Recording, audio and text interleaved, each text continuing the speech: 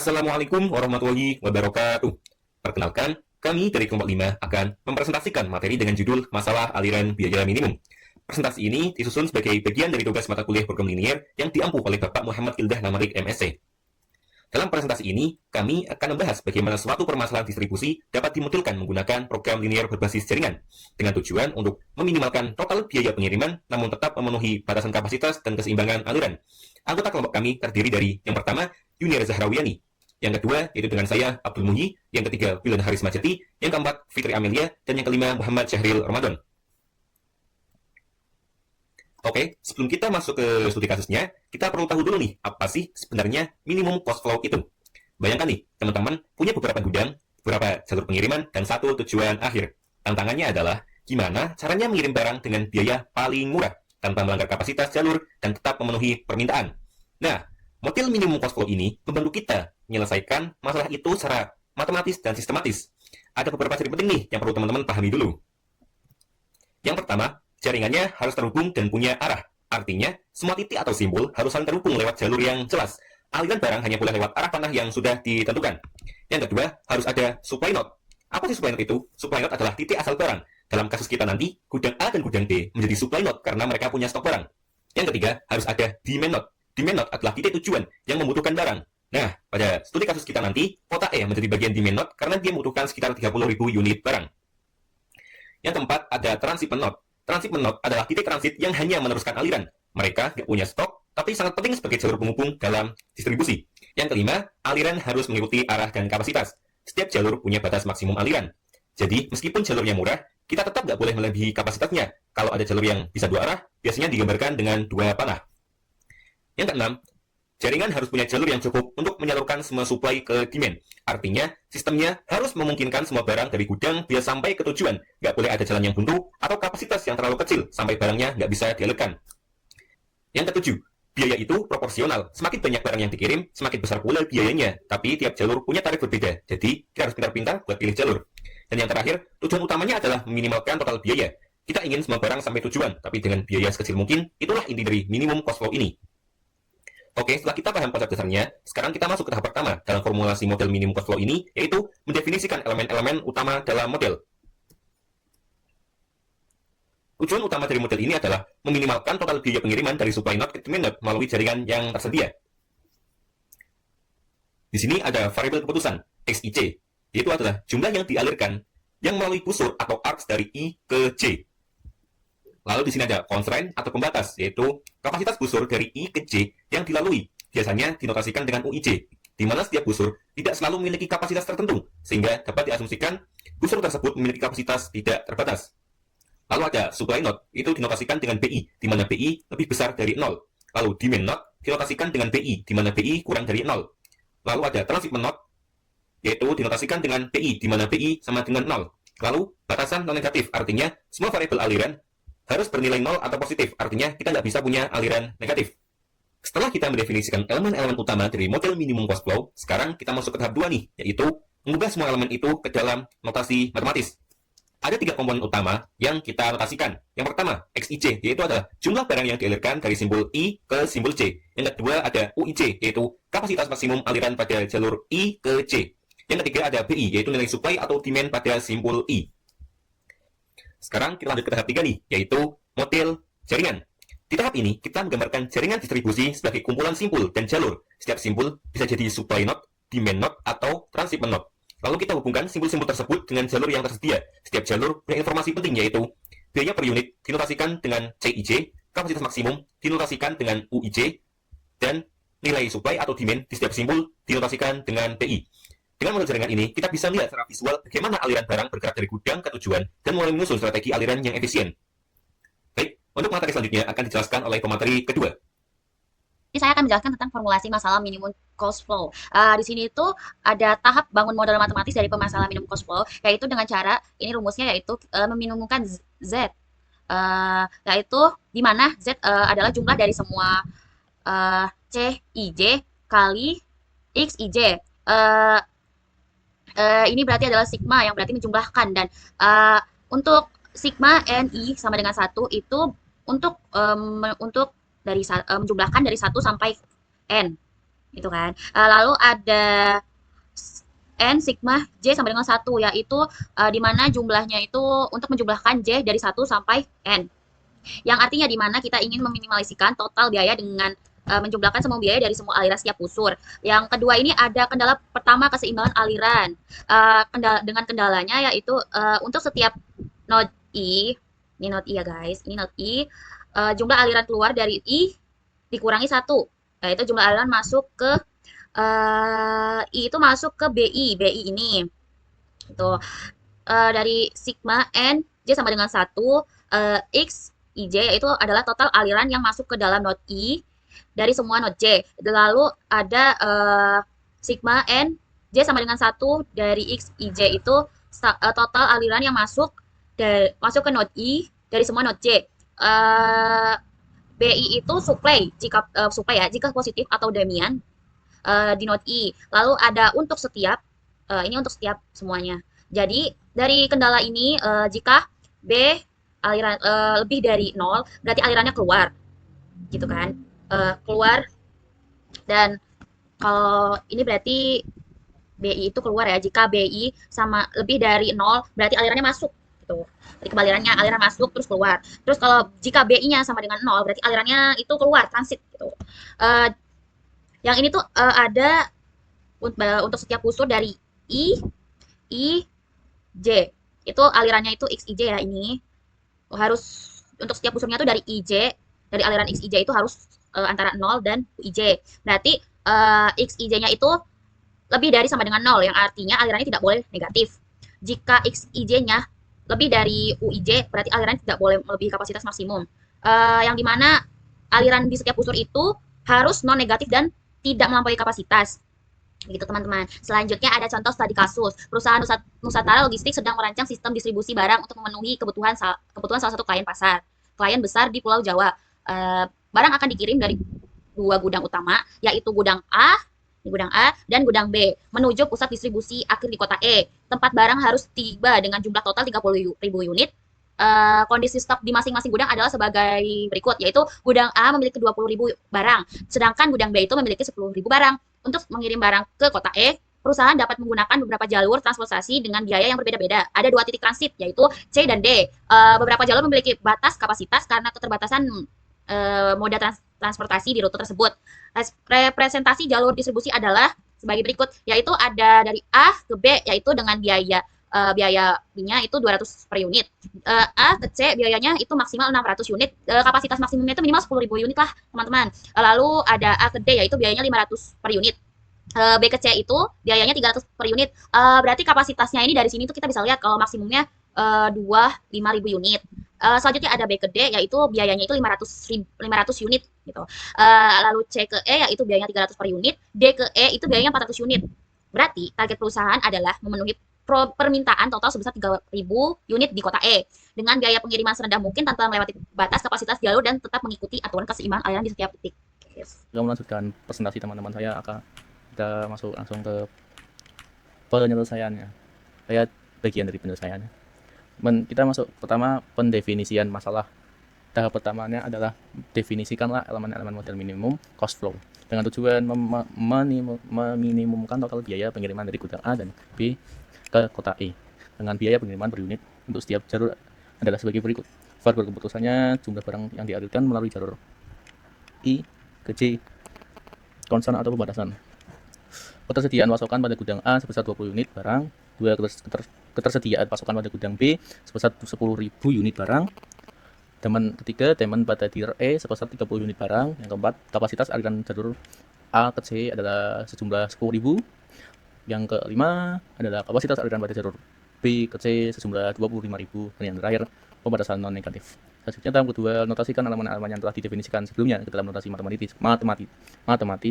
Yang pertama, kita dengan cara menentukan variabel keputusan XIJ.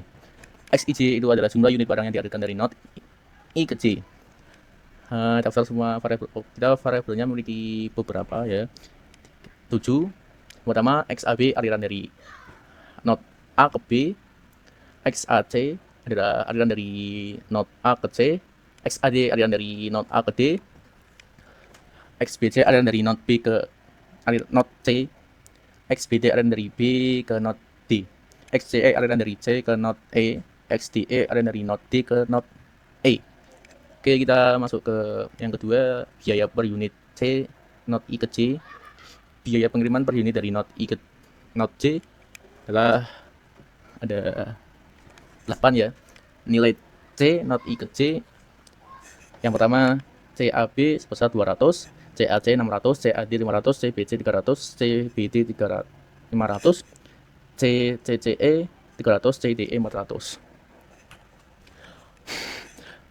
So, kapasitas jalur UI ke node J. Nilai UI ke node J adalah sebagai berikut. UAC 10.000, UBC 25.000, UAB tak terbatas, dan selanjutnya tak terbatas juga.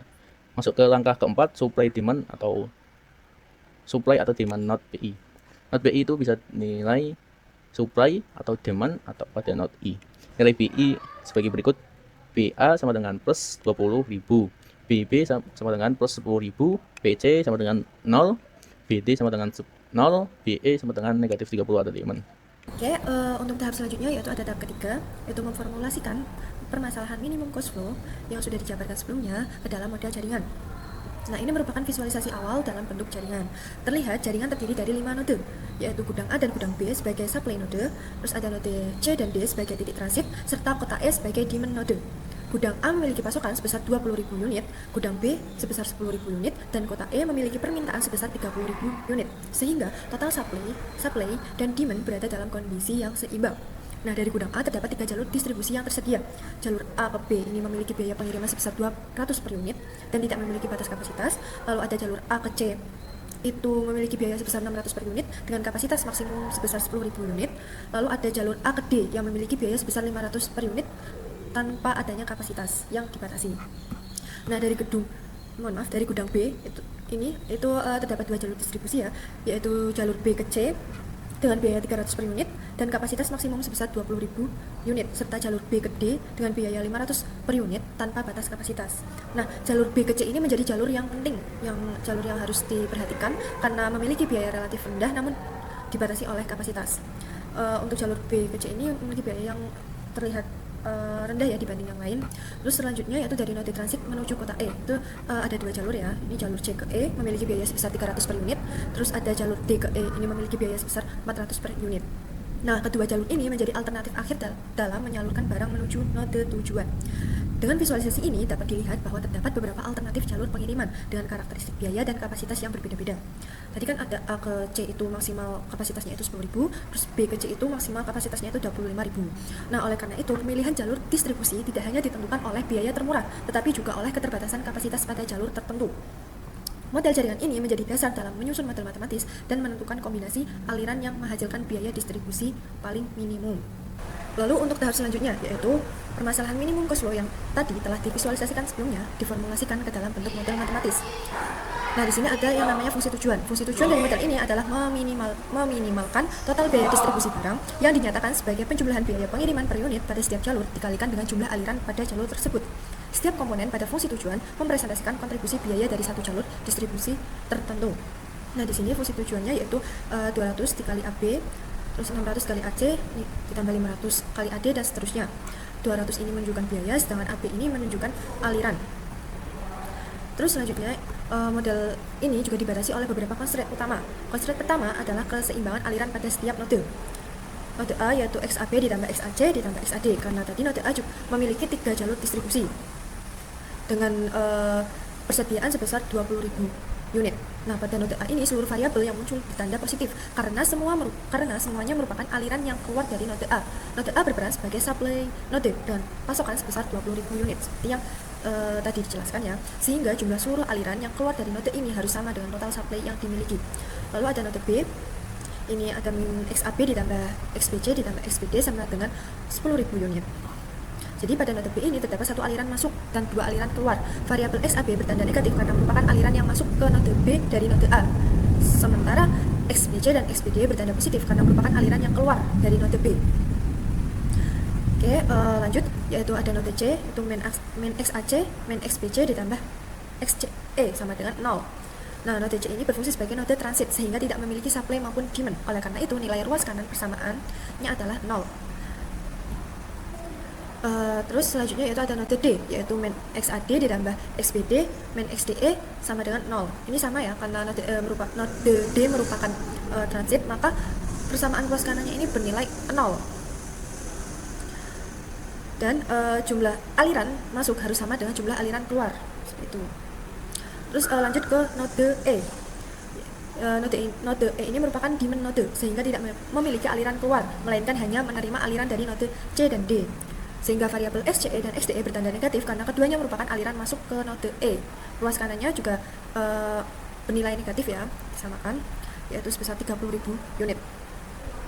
Persamaan ini memastikan bahwa total barang yang masuk ke node E tepat memenuhi jumlah permintaan.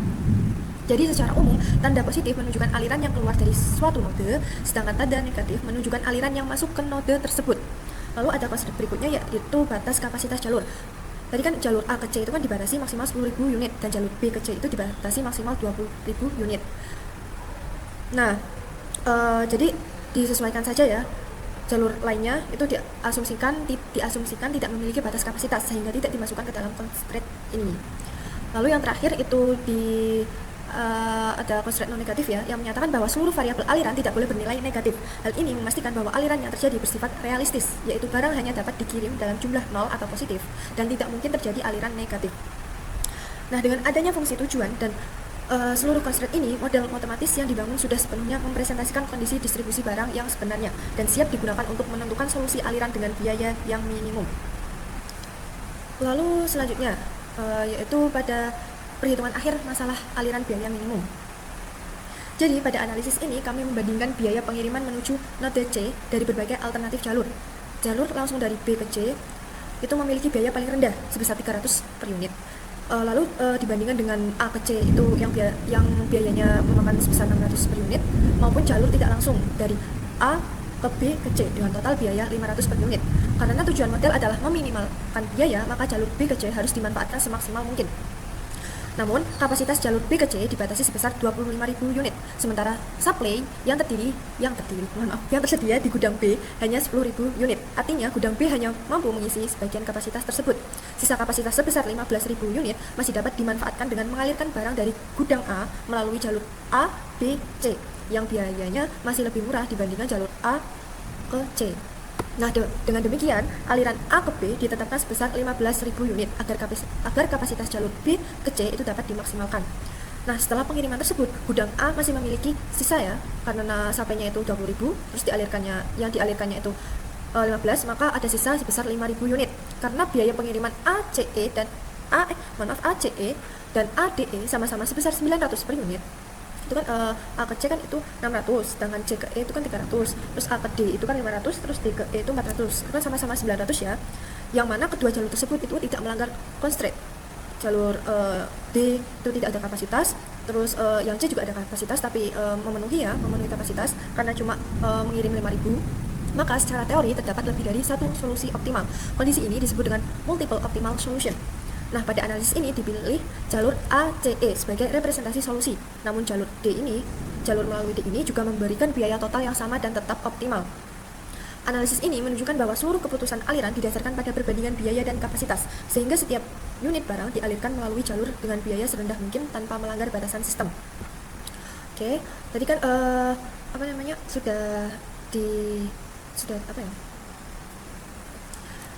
oleh karena itu, tahap selanjutnya, hasil dari solusi tadi kita inputkan ke fungsi tujuan yang tadi sebelumnya dibahas. Jadi kan solusi akhirnya itu ada aliran A ke B itu sebesar 15.000 dengan biaya 200, terus ada A ke C itu sebesar 5.000 dengan biaya 500, terus B ke C itu 25.000 unit dengan biayanya itu 300 per unit, dan C ke E dengan total aliran 35.000 unit dengan biaya 300 per unit. Kita masukkan ke fungsi tujuannya ya, yaitu A ke B ini 15, terus A ke C ini 5.000, terus A ke D itu tidak ada aliran yang masuk, maka kita tuliskan 0, terus BC itu ada 25.000, terus BD itu tidak ada aliran, maka kita notasikan 0, terus CE itu sebesar 30.000 kita masukkan, terus ada DE itu tidak ada aliran, maka kita notasikan sebagai 0.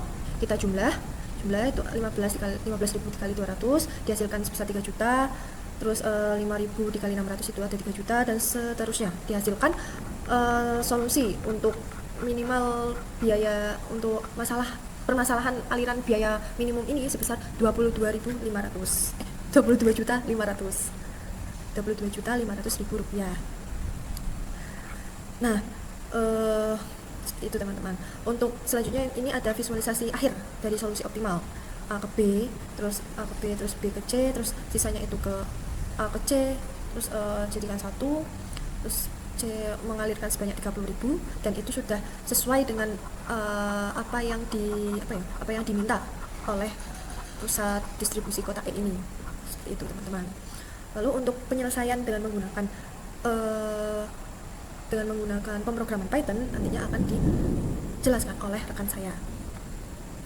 Di sini kita akan menjelaskan progres kita yang terkait program yang dibuat untuk program linear yang terdiri dari persiapan library, terus kemudian membuat program linear, menentukan variabel aliran, dan menentukan biaya. Untuk menentukan biaya juga kita juga menentukan kendala supaya demon transit dan menyelesaikan. Oke, langsung saja ke prakteknya. Kita di sini masukkan minimum cost flow soal nomor 1 dengan visualisasi jaringan plus aliran optimal. Itu kita masukkan install loop library untuk menyelesaikan program linear program untuk network, yaitu membuat grafik jaringan MATLAB visualisasi grafik. Kemudian di bawah ini kita membuat model LP bersama minimum cost flow soal nomor 1. Yaitu tujuannya di sini kita membuat model LP ini untuk menentukan aliran dengan biaya yang paling rendah, karena kita tujuannya seperti itu ya tadi untuk soal dari sebelumnya. Kemudian di sini kita masukkan variabel beberapa unit yang mungkin barang yang mengalir dari satu node ke node itu punya batasannya masing-masing. Nah, beberapa punya batasan kapasitasnya. Contoh dari A ke C maksimal 10.000 unit. Kita masukkan di sini 10.000 sebagai batasan atau outbound buat program selanjutnya biar tidak berlebihan. Ini berarti tersebut tidak bisa dilewati lebih dari kapasitas yang sudah disediakan. Kemudian kita lanjut lagi ke fungsi dan tujuan. Minimum kita di sini untuk meminimalkan biaya, yaitu dari biaya yang 200, 300, 600, 500 dan selanjutnya itu. Dan tujuan ini adalah untuk mendapatkan kombinasi aliran yang termurah, ya, untuk mendapatkan aliran yang termurah. Kemudian langsung saja kita ke supply transit demonnya. Di sini kita memiliki supply 2000 unit, yaitu batas yang dituju per unitnya ada 2000 per unit. Supply itu maksudnya tempat atau di mana 30.000 itu ditempatkan untuk ke masing-masing A sama B. Jadi yang A ada 20 supply dan yang B ada 10. Kita masukkan di sini untuk menentukan supply-nya itu berapa. Kemudian langsung ke transit, kita mengambil transit seperti ini ya, teman-teman. Punya supply 10.000, keluar harus 10.000 juga, dan begitu juga yang B, lebih banyak dari masuk. Masih termasuk dalam supply demon. C menerima dari A dan B semua harus diteruskan ke E. D menerima dari A dan B diteruskan ke E. Kemudian demonya kita membutuhkan 30 unit, maka total aliran dari C dan D ke E harus 30 unit, 30.000 unit. Kemudian langsung saja ke solve ya. Kalau Anda ini kita membuat programming default, yaitu default CPC solver untuk mencari aliran sesuai kapasitas, memenuhi supply demon dengan biaya total minimum. Langsung saja ke bawah visualisasi jaringan biaya dan minimum flow.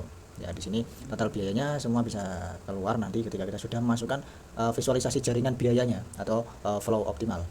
Ini alirannya dari A ke B ini ada biayanya 200.000, 600, 500 dan seterusnya. Kemudian di sini nanti keluar nilai yang dimana di situ hasilnya keluar yaitu sekitar 22.500.000 ya. Untuk aliran kita bisa menentukan dari sini. Nah, ini sama aja. Ya, bagaimana cara kita sampai ke solusi itu, yaitu perjelasan secara singkat ya. Constraint utama jaringan A memberikan total 20.000 unit dari AB ke AC, kemudian AD itu 20 unit, dan menyelesaikan 10 unit tersebut menggunakan melewati atau A ke B, terus ke B ke C, dan B ke D itu sebanyak 10 unit itu. Nah, untuk ke E menentukan 30 unit. Nah, tadi dari C ke E, D ke E itu sampai 30 unit transit yang kita lakukan seberapa banyak sih untuk mendapatkan semua aliran ini. Nah, di sini bisa ada gambarannya ya, dari transit C ke E, A ke C, B ke C, untuk semua bisa menentukan jaringan mana yang lebih tepat dan cepat ya, seperti itu. Nah, mungkin ini sudah ada gambaran jalur mana yang harus kita lewati dan jalur mana yang lebih cepat untuk bisa menuju ke titik E, dari A ke E, B ke E. Dan di sini sudah ada program-programnya semua, kita bisa menjalin atau membuat sebuah program menjadi sebuah aliran yang bisa menentukan jalur yang tercepat untuk kita berjalan ke rotasi ke A ke E, B ke E. Begitu untuk dari saya, terima kasih.